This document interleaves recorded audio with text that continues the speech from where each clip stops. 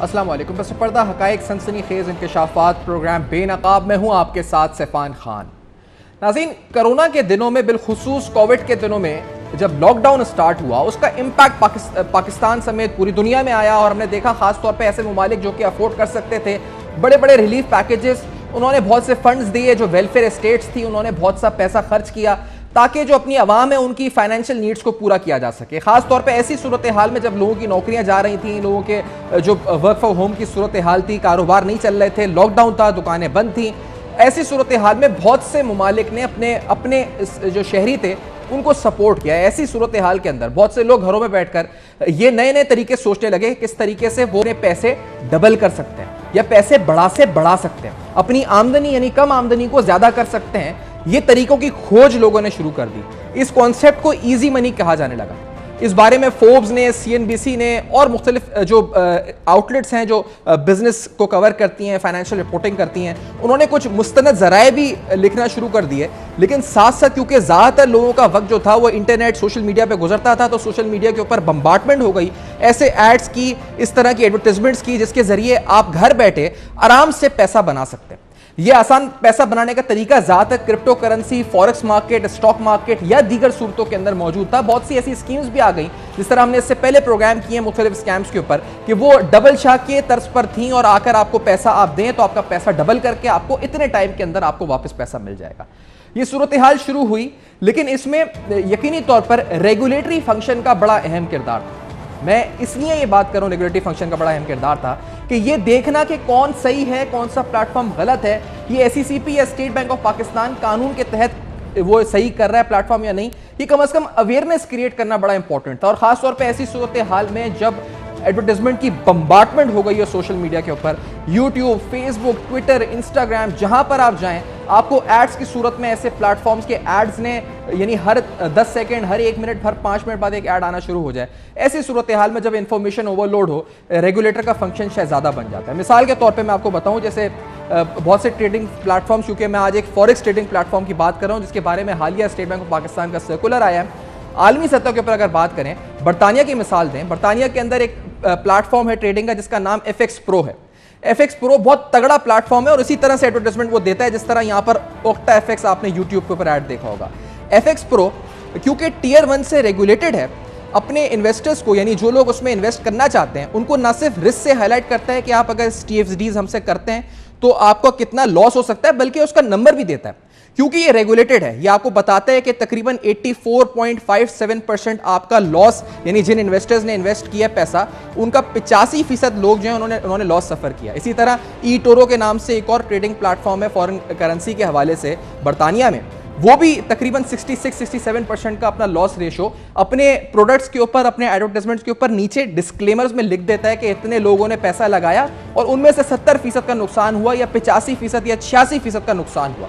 क्योंकि वो Tier 1 regulated है, रेगुलेटरी फ्रेमवर्क में है, तो वहां पर ये उन्होंने किया। लेकिन फिर ऐसे बहुत से सियाने प्लेटफॉर्म्स थे जैसे ओक्टा FX या दीगर, जिन्होंने वहां की रेगुलेशंस की वजह से थर्ड वर्ल्ड कंट्रीज को टारगेट करना शुरू कर दिया। और इसकी वजूहात दो थी।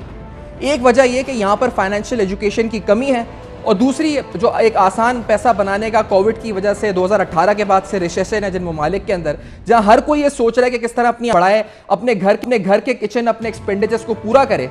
ऐसी सूरत हाल में उन्होंने थर्ड वर्ल्ड कंट्रीज को ज्यादा टारगेट करना शुरू कर दिया। मिसाल के तौर पे मैं आपका FX के ही कुछ मैसेजेस नाइजीरिया के शहरियों के हवाले से दिखाता हूं। आप ये फेसबुक पोस्ट देखेंगे तो आप हैरान होंगे कि तकरीबन सारी पोस्ट में तकरीबन एक जैसा मैसेज इस पर लिखा हुआ है। और इस मैसेज में ये लिखा हुआ है कि जैसे यहाँ पर आपको बेनज़ीर इनकम सपोर्ट प्रोग्राम का जाली एक मैसेज आता है, बिल्कुल इस तरह एक मैसेज है कि आपके अकाउंट में इतने रुपए ओक्टा FX ने क्रेडिट कर दिए हैं, इतने डॉलर्स क्रेडिट कर दिए हैं, और आपको मैसेज ये लिख के देना है कि ओक्टा FX बहुत अच्छा प्लेटफॉर्म है जो कि लोगों को मुफ्त में पैसे बांट रहा है। नाइजीरिया के अंदर ये सिलसिला ये फेसबुक पोस्ट के जरिए, और इसी तरह से थर्ड वर्ल्ड कंट्रीज या ऐसे ममालिक जहाँ पर फाइनेंशियल लिटरेसी कम है, वहाँ पर ऐसे प्लेटफॉर्म्स ने स्पेसिफिकली टारगेट किया कोविड के बाद, ताकि यहाँ के लोगों को, यहाँ के पोटेंशियल को टैप किया जा सके। ऐसे पाकिस्तान, इंडिया, श्रीलंका, बांग्लादेश, ऐसे ममालिक जहाँ पर खास तौर पे फाइनेंशियल लिटरेसी कम है, वहाँ पर इन ममालिक को टारगेट किया गया। इस सूरत हाल के अंदर आज हमने इस प्रोग्राम से कबल, क्योंकि स्टेट बैंक के हालिया सर्कुलर के बाद हमने इनके बिजनेस मॉडल को समझने की कोशिश करी। इनकी वेबसाइट पर हम गए, उस वेबसाइट पे जो की सेलिएंट फीचर्स हैं इनकी ट्रेडिंग के हवाले से उनको देखा। नंबर एक चीज जो हमने यहां पर ऑब्जर्व की वो ये थी कि इन्होंने अपने स्प्रेड बहुत लो रखे हैं। अपने इन्वेस्टर्स को ल्योर या अपने इन्वेस्टर्स को अट्रैक्ट करने के लिए इनकी तरफ से जो पहली बात की जाती है वो यही है कि हमारे स्प्रेड 0.06% है, और वो कहते हैं वो किसी भी ऑथराइज्ड फॉरेक्स डीलर के मुकाबले में हमारे स्प्रेड बहुत कम है।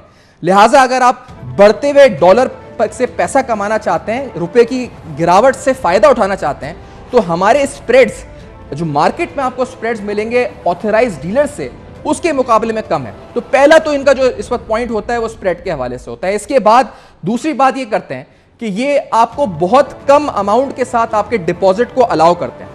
यानी आप अगर $10 से इन्वेस्ट करना चाहें, $20 से इन्वेस्ट करना चाहें तो आपको अलाउ करते हैं। यानी बहुत कम रेशो से भी आपको अपने स्कीम में आने देते हैं ताकि ज्यादा से ज्यादा लोग इसमें आए और जिस तरह जुए के आदी बनते हैं इस तरह आसानी से उसके आदी बन जाएं। तो बहुत कम डिपॉजिट के साथ आपको इसमें इन्वेस्टमेंट करना अलाउड होता है, या ये भी इस वेबसाइट के ऊपर इनके बिजनेस मॉडल के ऊपर हमने देखा कि ये दूसरी चीज जो हमने ऑब्जर्व करी। इसके साथ साथ एक और मुनफरद चीज जो हमने देखी कि ये आपका जो भी आपका डिपॉजिट होता है उसका 100% डिपॉजिट अपनी तरफ से देते हैं। यानी मिसाल के तौर पर अगर आपने $25 की सरमायाकारी इनकी ऐप के थ्रू की है या कोई ट्रेडिंग की है तो $25 ये अपनी तरफ से आपको बोनस देंगे, यानी पूरा 100% आपको बोनस मिलेगा। $25 के $50 हो जाएंगे। और शायद ऐसी हालात में इतने रिस्क टेकिंग बिजनेस के अंदर कोई भी फाइनेंशियल प्लेटफॉर्म ऐसा ना हो जो आपको 100% बोनस आपका जो डिपॉजिट है उसके ऊपर दे। ऑक्टा एफएक्स ये सब कुछ कर रहा है। ये सारे साइंस हैं जो आपको शायद देखने चाहिए इस पर ट्रेडिंग करने से पहले। कभी भी आप कहीं करें कि कोई अगर आपको मुफ्त में पैसे दे रहा है तो आखिरकार क्यों दे रहा है, और ये शायद चीज है जिसको सोचना चाहिए। इनकी वेबसाइट के ऊपर ये भी लिखा हुआ है कि कितने करोड़ लोग इनके जरिए फॉरेन ट्रेडिंग करते हैं, फॉरेक्स ट्रेडिंग करते हैं, कितने अकाउंट्स हैं, कितना मुनाफा बना चुके हैं, ये सब लिखा होता है, लेकिन लॉसेस के बारे में कुछ मेंशन नहीं होता। और एक और अहम बात जिसके बारे में हमने थोड़ी रिसर्च भी की, कंप्लेंट्स देखी लोगों की, तो उससे पता ये चला कि ये अपने लोगों को पैसा विड्रॉ नहीं करने देते। अगर आप बहुत सी फेसबुक पोस्ट देखें तो उन्होंने कहा कि हमने पैसा डाला, पहला विड्रॉल $30 का मिल गया, एक पोस्ट है, उसके बाद दूसरा विड्रॉल $50 का था, उसके बाद एक विड्रॉल था लेकिन हमें नहीं मिला, फिर और विड्रॉल्स हम रिक्वेस्ट भेजते रहे, हमें विड्रॉल्स नहीं मिले। एक और पोस्ट में ये भी है जो बहुत से लोग ये कंप्लेंट्स भी कर रहे थे, इस प्रोग्राम से कबल हमने बहुत से लोगों से बात भी की कि विड्रॉल्स के हवाले से हमेशा यहां से कोई ना कोई इस तरह का एक एक्सक्यूज आ जाता था कि हमारे पास इस पर सिस्टम डाउन है, आपका इंटरनेट स्लो होगा, हमारे सिस्टम में एरर है, हमारा सर्वर डाउन है, आपका सर्वर डाउन है, हमारे पास लिक्विडिटी क्राइसिस है, या आपकी पोजीशन सेटल नहीं हुई सही तरह से, शायद आप दोबारा अपना कंप्यूटर चेक करें, और उसके बाद ये सब गायब हो जाते हैं। कोई विड्रॉल, यानी जो विड्रॉल कुछ होने के बाद आपको विड्रॉल करने से रोके जाता है, विड्रॉल के ऊपर एक फीस भी चार्ज कर दी जाती है $8 से $10 की। ये भी सूरत हाल इनके बिजनेस मॉडल के अंदर जो है देखने में आती है। इसके बाद हमने ये भी देखा कि ये बहुत ज्यादा आपको लेवरेज देते हैं, यानी आप $500 इनसे लेवरेज ले लें और $500 की बुनियाद पे आपके अंदर लालच ही आएगी कि आपके पास $1 है, आपने $500 इनसे ले लिया, अगर एक डिफरेंस भी आता है पैरिटी में $1 की $1 का भी, तो आपके $500 अचानक से आपको बहुत बड़ा मुनाफा दे देंगे।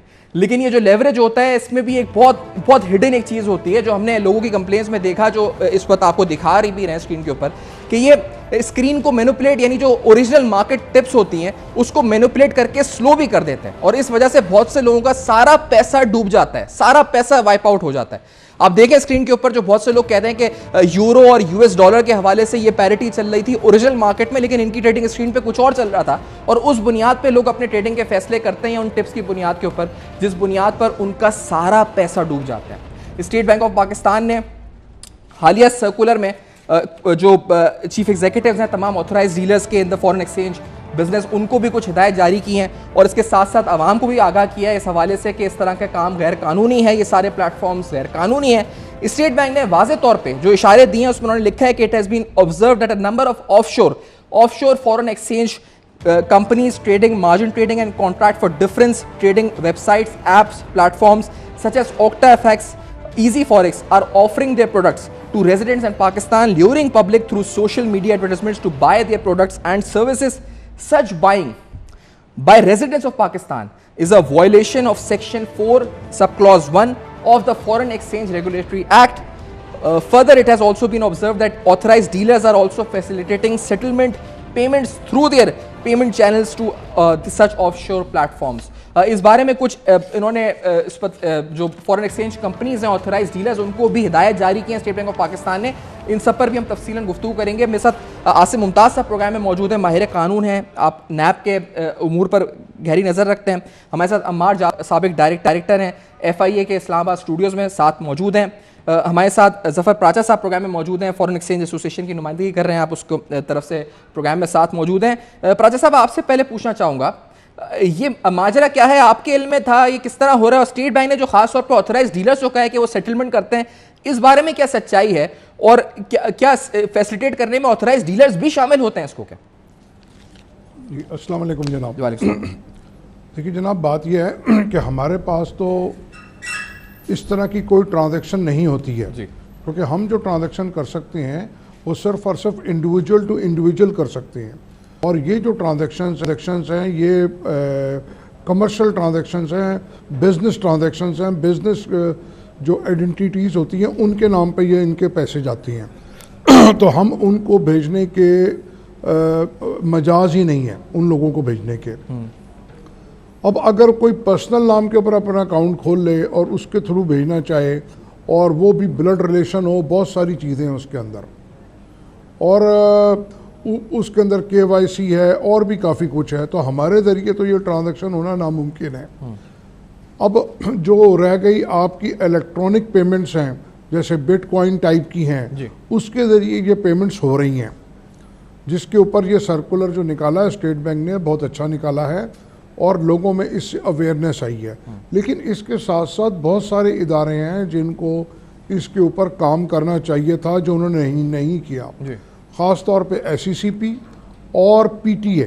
अगर आज भी अगर हम किसी अपना सोशल मीडिया पे जाते हैं तो अभी भी भरमार है मुख्तलिफ़ अकाउंट्स की, मुख्तलिफ़ कंपनीज़ की जो ऑफ़र कर रहे हैं ये। जैसे आपने फरमाया कि कम से कम वो लालच देते हैं कि कम से कम आप अमाउंट से अकाउंट खोल लें, कम से कम मार्जिन से कर लें, तो ये तो काम PTA का है ना कि वो कम से कम इनका जो सोशल मीडिया के ऊपर जो उस पर बात करें। अच्छा प्राचा साहब, मैं इस पर मजीद बात करता हूँ, इस सर्कुलर नंबर 8 ऑफ 2022 के ऊपर आपसे भी, लेकिन एक ब्रेक लेते हैं। आसिम मुमताज़ साहब भी साथ हैं और अम्मार जाफरी साहब को भी हम कनेक्ट कर लेंगे Islamabad studio. In the meanwhile इस ब्रेक के बाद हमारे साथ रहेगा नाज़रीन, अहम तरीन मौजू पर साथ रहेगा।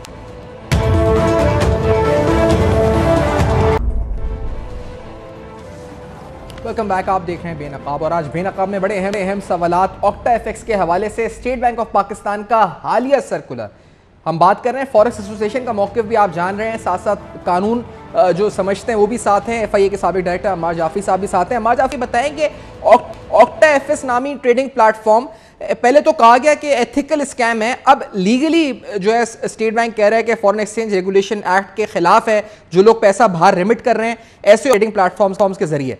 ऐसी सूरत हाल में उसका एड इंटरनेट पे, यूट्यूब के ऊपर, फेसबुक, ट्विटर, इंस्टा, हर तरफ मौजूद है और बम्बार्डमेंट के एड्स की। PTA कौन रोक सकता है इन एड्स को? इंटरनेट की सिक्योर किस तरह से इसको सिक्योर बना सकते हैं ताकि लोगों का पैसा ना डूबे इसमें?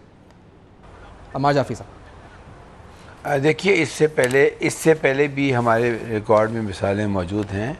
शायद लोगों को कालिया एंड कानिया का केस मालूम होगा, उसमें भी ये था कि स्टेट बैंक ने उनको इजाज़त दी थी पैसा रिमिट करने की और वसूल करने की। एक लिमिटेड तौर पे वो उससे लीगल पे करते थे, बाकी सारा उनका इलीगल चैनल था।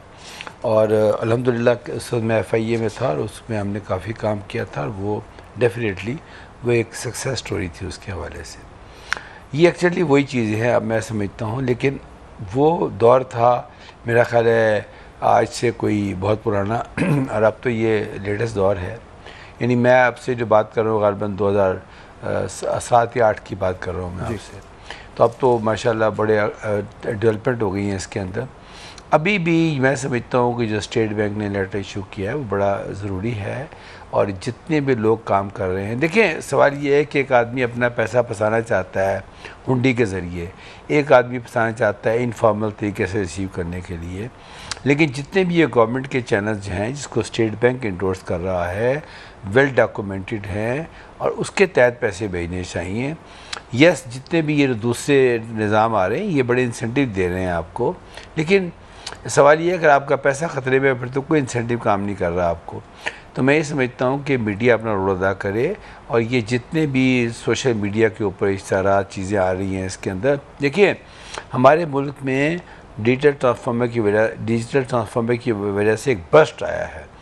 अमेज़ॉन का काम है, लोग पैसे भेज रहे हैं, वर्चुअल असिस्टेंट्स का काम है, हज़ारों डिपार्टमेंट्स काम कर रहे हैं इसके ऊपर।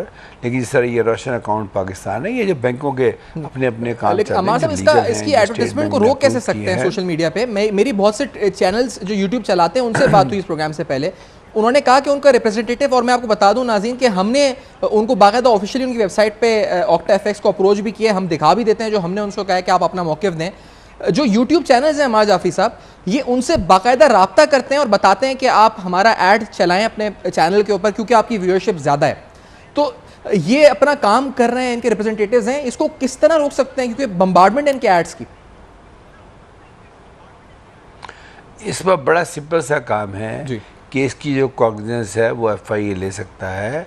यूट्यूब को लेटर जाना चाहिए कि ये जो चैनल्स हैं इनको ब्लॉक किया जाए फौरी तौर पे, क्योंकि ये लोगों को तरगीब दे रहे हैं ऐसी जगह इन्वेस्ट करने के लिए जहाँ उनको as per government prevailing law invest नहीं करना चाहिए। ठीक है, एक तो ये हो गया। देखिए ये जो है ना जुर्म और ये जो इंसेंटिव्स और ये ह्यूमन वीकनेसेस, ये सब अरसे चली आ रही हैं कि ये कोई नई बात नहीं है। लेकिन जो नए मौक़े पैदा हो रहे हैं फ्रॉड करने के, देखिए डबल शाह इसी मुल्क में था ना, उसके लोग जानते थे कि ये शायद फ्रॉड करेगा, वो कर गया फ्रॉड लोगों के साथ। हमारे मुल्क में तो ऐसे ऐसे स्कैम हुए हैं, यानी कुरान पाक बेचने के ऊपर स्कैम हो गया, इससे बड़ी क्या बात होगी, प्रॉपर्टी में स्कैम हो गए। तो ये बड़ी डेंजरस बात है कि जो यूट्यूब चैनल्स हैं वो प्रमोट कर रहे हैं। देखिए अगर आप देखें ना, ये जितने भी पिछले एक साल के अंदर जितने भी ये क्रिप्टोस के ऊपर फ्रॉड हुए, और बहुत फ्रॉड हुए हैं लोगों के, मैं कहता हूँ उसमें कम से कम 70-80% अनरिपोर्टेड फ्रॉड्स हैं, कि जितने भी आपके सामने आए ये बहुत कम है रिपोर्टेड फ्रॉड। लोग खामोश हो गए क्योंकि उनको पता कानून नहीं था, उन्होंने इलीगल काम किया। तो लोगों का जायज़ पैसा जो है वो डूब जाए और फ्रॉड करके लोग चले जाए, तो लोगों का स्टेट पे एतमाद ख़त्म हो जाता है। मैं समझता हूँ पाकिस्तान में इस वक्त गुड गवर्नेंस की बहुत सख्त ज़रूरत है, बहुत। अच्छा, हम उम्मीद करते हैं हमारे साहब मैं कि एफआईए आप कह रहे हैं ना, पहला रूल ये है जी, आप कह रहे हैं कि एफआईए जो है वो इस पर एक्शन ले। हम उम्मीद करते हैं कि एफआईए इन एड्स को रोकने के लिए पीटीआई या कोई भी अपना किरदार अदा करे। मैं कानूनी तौर पर इनके खिलाफ क्या, क्योंकि स्टेट बैंक कह रहा है, आसिम मुमताज़ साहब आप कानून को बेहतर समझते हैं, नैब लॉज को, क्या कार्रवाई कानून के खिलाफ जो हो सकती है कानून के लिहाज से उन लोगों के खिलाफ जो उसके तहत पैसा बाहर भेज रहे हैं, और वो लोग जो कि इसकी किसी तरह इसको फैसिलिटेट करने में, इनकी पेमेंट्स को, इनकी सेटलमेंट्स को जो शामिल हैं? आसिम मुमताज़ साहब। जी थैंक यू फैज़ान। देखिए इसमें पहली चीज़ जो सबसे इम्पोर्टेंट ये सवाल मेरे से आपका ये सवाल बात कर रहे थे। नहीं अमार जाफ़री साहब, मैंने आसिम मुमताज़ साहब से सवाल पूछा। आसिम मुमताज़ साहब प्लीज़। जी जी जी, मैं जाफरी साहब की बात से एक हद तक तो बिल्कुल मुत्तफिक हूँ कि जो हमारे यहाँ एडवर्टीजमेंट एजेंसीज हैं, देखिए with the advent of ICT इन पाकिस्तान, देखिए अब हमारे यहाँ ई कॉमर्स जो है वो बहुत ग्रो कर चुकी है, but unfortunately it is unregulated at the moment. यहाँ जो एडवर्टीजमेंट एजेंसीज हैं उनकी कोई स्ट्रिंजेंट रेगुलेशंस नहीं है, और it's quite easy to defraud public in Pakistan. और इसकी वन ऑफ द एग्जांपल्स यही है जो आप ऑक्टा फैक्स की सूरत में जो है वो ऑक्टा एफएक्स की सूरत में आप पाकिस्तान में देख रहे हैं। यहाँ पे जो बुनियादी ज़रूरत है गिवन द सिचुएशन वो ये है कि जो एडवर्टीजमेंट एजेंसीज हैं लाइक फेसबुक है, यूट्यूब है या बाकी कोई सोशल मीडिया प्लेटफॉर्म्स हैं, उनको इस बात पे जो है रेगुलेशंस फ्रेम करनी चाहिए कि जो एडवर्टीजमेंट उनके थ्रू हो रही है वो वाकई किसी जेन्युइन लॉफुल पर्पस के लिए हो रही है या वो इनडायरेक्टली लोगों को लेओर, चीट या डिसीव करने के लिए हो रही है। ये इसका वन पोर्शन है। उसके बाद आ जाता है हमारा बिजनेस ऑपरेशन। अब बिजनेस ऑपरेशन में आप देखें एट द मोमेंट जो सर्कुलर मेरे सामने है स्टेट बैंक ऑफ पाकिस्तान का, मैं समझता हूँ ये बड़ी राइट अप्रोच है, बट अनफॉर्चुनेटली ये डिलेड अप्रोच है और ये डिलेड एक्शन है। स्टेट बैंक हमारे कंट्री में जो फाइनेंशियल जो आपका स्ट्रक्चर है उसमें वाहिद इदारा है जो पूरी फाइनेंशियल मार्केट को और financial circulation including foreign exchange की जो मूवमेंट है उसको रेगुलेट करता है। अब ये जो ऑक्टा एफएक्स है इसकी जो एडवर्टीजमेंट है, it's not today, it's not yesterday, ये तो बहुत अच्छे से मैं और आप देखते चले आए हैं कि ये बारहा जो है इसकी इश्तहारात हमें यूट्यूब पे मिलते हैं, हमें फेसबुक पे मिलते हैं।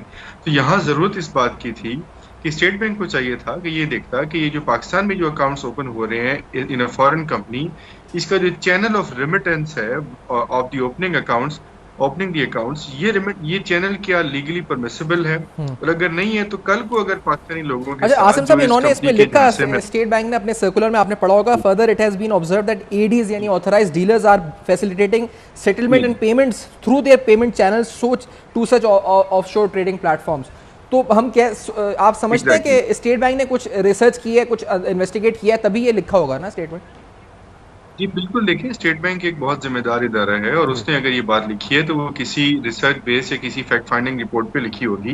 ये अलग बात है कि उसमें किसी एडीज को नॉमिनेट नहीं किया, ना मैं समझता हूँ करना चाहिए, किसी की गैर दानिस्ता तस्दीक भी हो सकती है। ये एक जनरलाइज इंस्ट्रक्शन है, और उसमें यकीनन कोई रिपोर्ट स्टेट बैंक तक पहुंची होगी कि चले सारे नहीं तो कुछ ऐसे एडीज हैं जो फैसिलिटेट कर रहे हैं इस किस्म की जो रेमिटेंस है ऑफ फॉरेन करेंसी की पाकिस्तान से बाहर, और उसका अल्टीमेट कॉन्सिक्वेंस ये है कि लोगों के साथ फ्रॉड हो रहा है। देखिए यहाँ इसके 3 बहुत बुनियादी पहलू हैं। पहली बात ये कि क्या आया वो बिजनेस जिसमें ये पैसे इन्वेस्ट किए जा रहे हैं वो लीगल है, उसके पास लाइसेंस है जिस मुल्क में ये कंपनी ऑपरेट कर रही है। नंबर 2, क्या उस मुल्क के कवानीन के तहत उसको इस बात की इजाज़त है कि वो वर्ल्ड वाइड या बियॉन्ड इट्स ओन टेरिटरी या फॉरेन जुरिस्डिक्शन से लोगों से पैसा इन्वेस्टमेंट इनवाइट करे, और क्या ऐसा कोई मैकेनिज्म इंटर कंट्रीज जो है या इंटर पार्टीज है या इंटर स्टेट्स है कि अगर फर्ज कर लें किसी पाकिस्तानी चैप्टर के साथ या किसी इंडिविजुअल के साथ फ्रॉड होता है बाय दिस कंपनी, तो क्या लीगल मेजर्स हम क्या ले सकेंगे इस अमाउंट को या इस को रिकवर करने के लिए, या इस फ्रॉड को डिटेक्ट और इसको इन्वेस्टिगेट एंड प्रोसिक्यूट करने के लिए।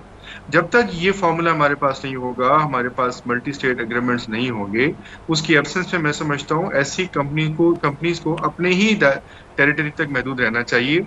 और जब तक स्टेट बैंक को इस बात पे यकीन ना हो जाए कि ऐसे कोई effective measures in the form of legislation या रेगुलेशन ना हो कि ये कल को अगर कोई ऑफेंस होता है या कोई क्राइम होता है, कोई एम्बेजलमेंट होती है, तो उसको रिकवर करने के लिए हम क्या मेजर्स ले सकते हैं। उस वक्त तक जो है ये तमाम जो डिपॉजिट्स हैं या अकाउंट्स हैं by Pakistani either through ads या किसी और चैनल के थ्रू भी, उसको मैं समझता हूँ रोकना चाहिए ताकि लोगों का जो है वो किसी के साथ जुर्म ना हो सके। मैं इस पे बात मजीद भी करते हैं नाज़रीन, एक ब्रेक लेते हैं। ऑक्टा एफएक्स पे आज बात हो रही है, प्रोग्राम बड़ा इंपॉर्टेंट है। लोगों का पैसा ऐसा है, खुद उनकी वेबसाइट पे मेंशन है, जो आपको दिखा भी रहे कि कितने इन्वेस्टर्स हैं, कितने लोग पैसा ट्रेडिंग करते हैं। मजीद गुफ्तगू होगी, मोअज़्ज़ज़ मेहमान साथ हैं, इस ब्रेक के बाद हमारे साथ हैं।